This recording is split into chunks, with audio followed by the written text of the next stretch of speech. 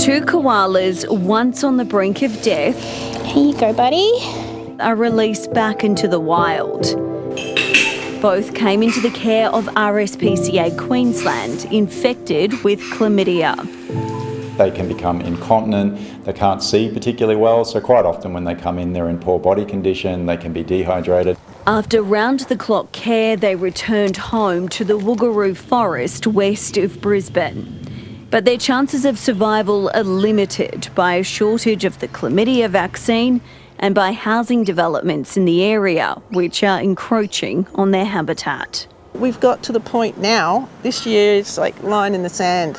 If we keep going, the koalas that are left here have nowhere else to go. They've been cut off.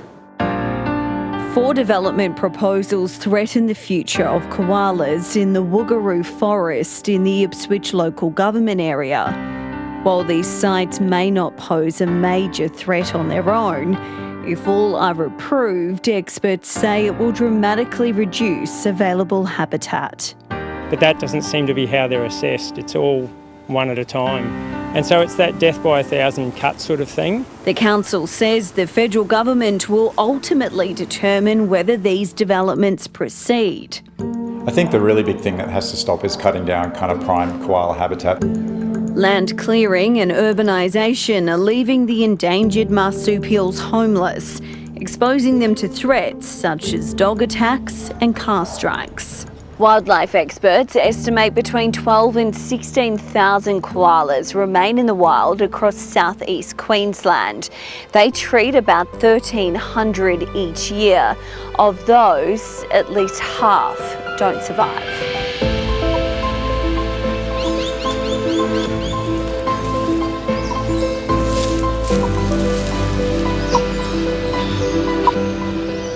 But there is hope.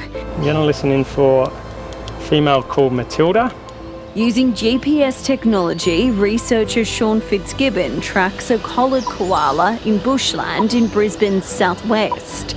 Matilda is among several young displaced koalas being used to successfully re-establish locally extinct populations like this one in Wacol.